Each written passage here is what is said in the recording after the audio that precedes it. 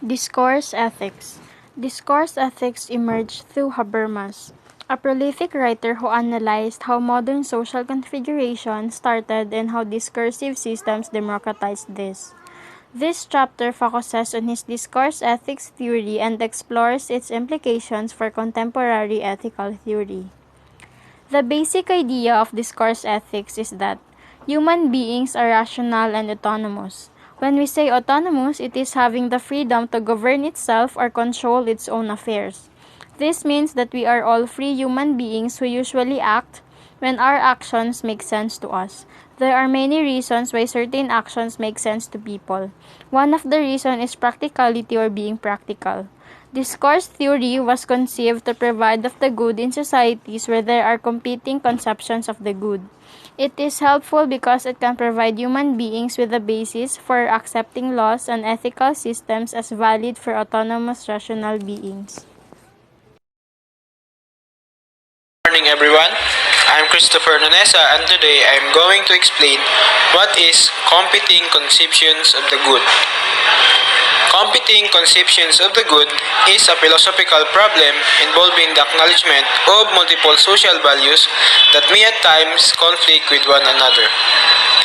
It is to be understood as continuous with prior employment of the concept and as an attempt to explicate that concept. It is the fundamental idea that brought about the emergence of discourse ethics. Is the idea that there are competing conceptions of the good in modernized societies.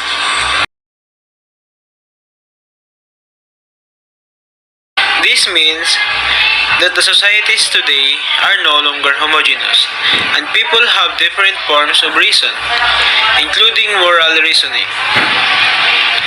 In large societies, the multiplicity of people's need to be accommodated, conflict and injustice cannot be avoided.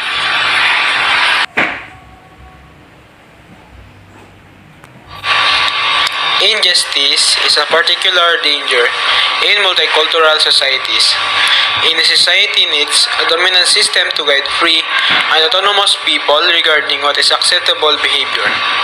The dominant system also determines what is acceptable and unacceptable behavior, what can be expected, and what duties persons have to each other and to society. And so, it is easy to see how people lives be determined by the dominant ethical thinking about the good. It frees people to act but it also limits people from realizing themselves if their conceptions of the good is seen as contrary to the dominant system.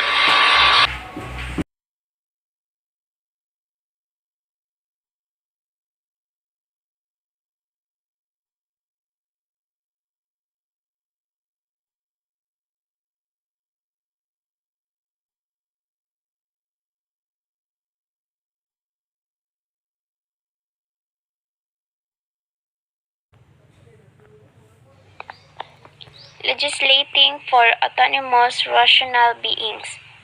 Moral autonomy refers to the capacity of rational agents to impose upon themselves to legislate for themselves the moral law. All people have different perspectives and beliefs. In legislating for autonomous rational beings, it is where we can mandate or legislate ourselves depend on our own perspective or beliefs. In this case, we have the right to lead ourselves and do or decide what we want, just like, for example, deciding what course you want to take. If your parents don't want your chosen course or you decide what your course to be, you have the right to mandate yourselves and to fight for what you want to be because you have the capacity to lead yourself.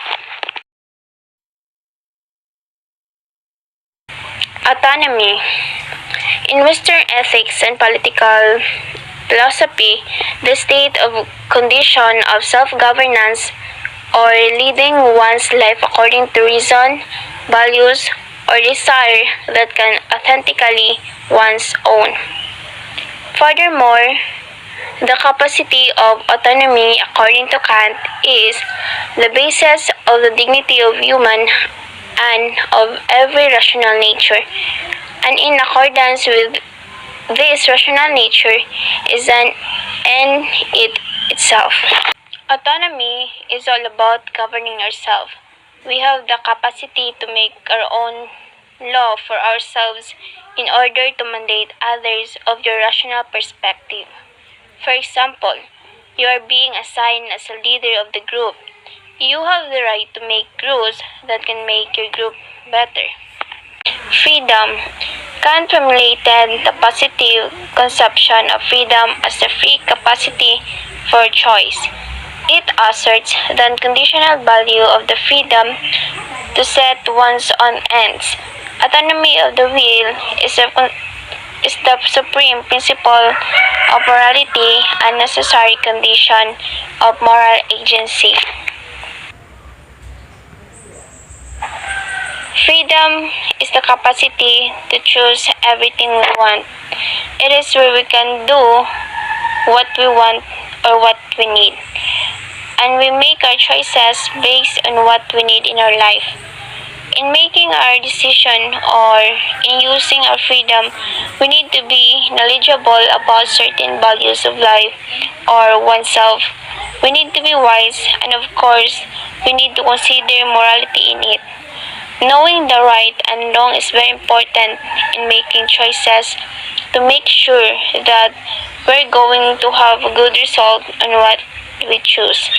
As human beings, we can't abuse our freedom, but we can use it to make good choices and that it is good to everybody.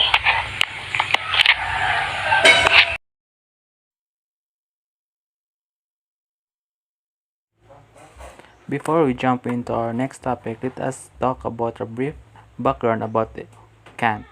Who is Kant? His full name is Immanuel Kant and born in 1724 and he died in 1804. A German philosopher whose comprehensive and systematic work in epistemology, the theory of knowledge, ethics, and aesthetics greatly influenced all subsequent philosophy, especially the various schools of Kantianism and idealism. Kant is the one who make a principle of autonomy. So what is principle of autonomy? Kant's principle of autonomy, moral autonomy used traced back to Kant, is the capacity to deliberate and to give oneself the moral law, rather than merely heeding to injunction of others. Personal autonomy is the capacity to decide for oneself and pursue a course of action in one's life, often regardless of any particular moral content.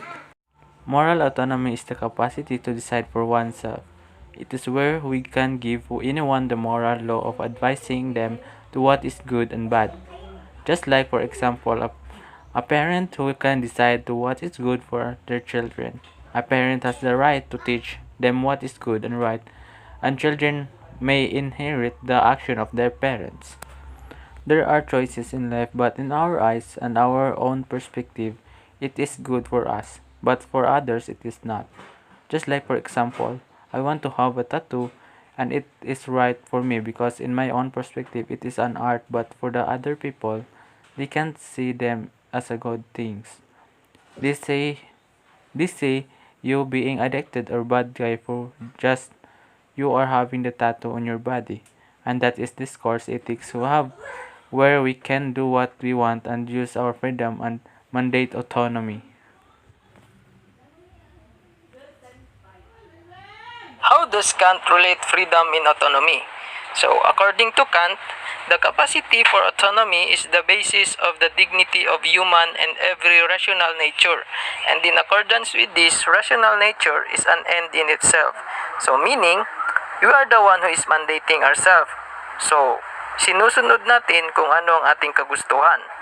Pero, hindi natin pwede pilitin ng iba na sundin kung ano ang ating kagustuhan. So, kung nasusunod natin ang ating kagustuhan, nangangahulugan lamang ito na tayo ay malaya. So, in relation with freedom, according to Kant, he formulated the positive conception of freedom as the free capacity for choice. So, capacity for choice. So, meaning, ang autonomy ay related talaga sa freedom kasi sa autonomy ay nasusunod natin ang ating kagustuhan. So, meaning, we have the freedom. Doon papasok ang freedom kung nasusunod natin ang ating kagustuhan.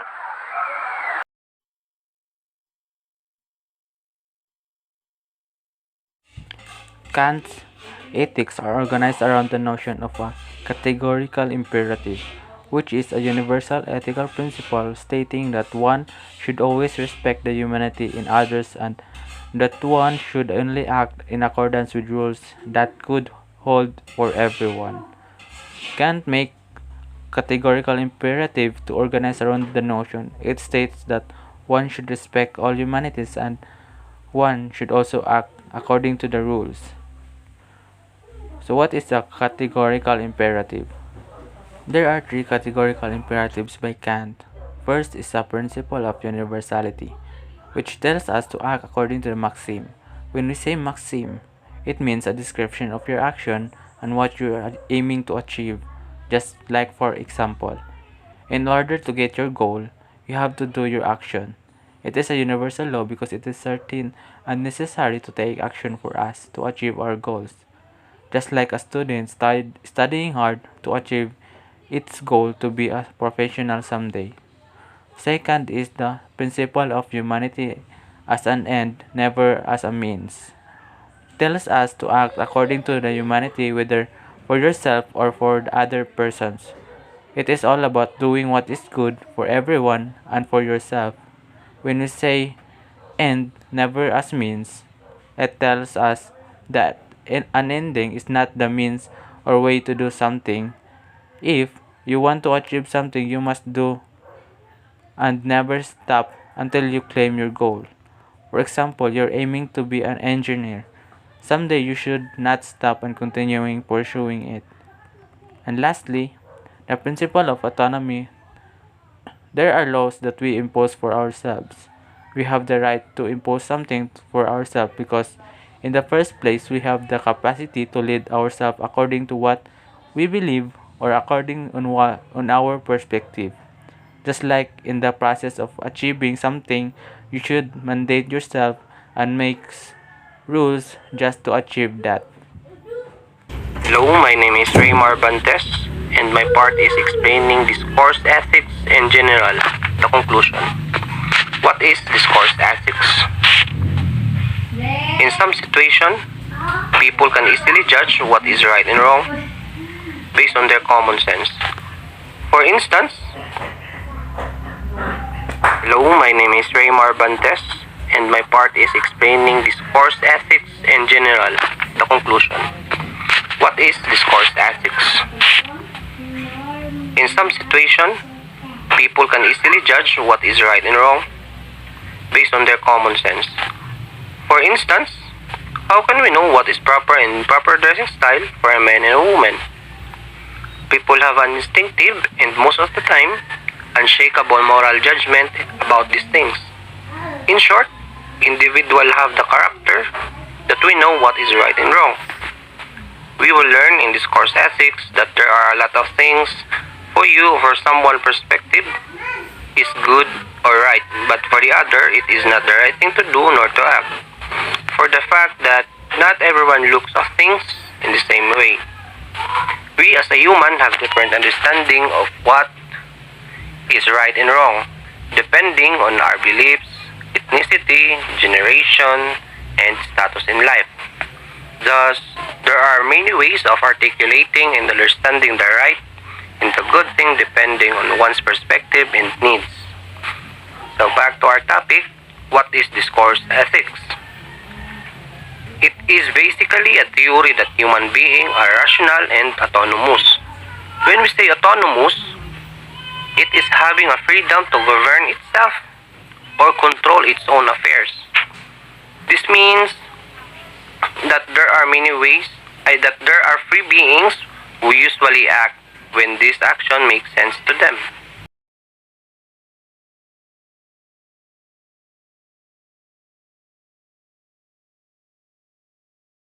Discourse ethics is a moral philosophy founded on communicated rationality.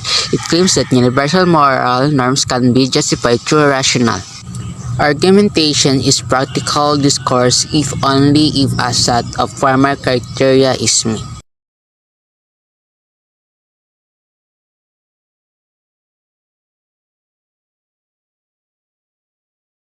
This communication industry is crucial because the professional reputation might be jeopardized if public perceive someone as untrustworthy.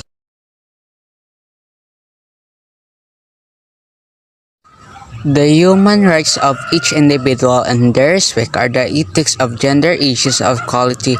Also, discrimination must be ended.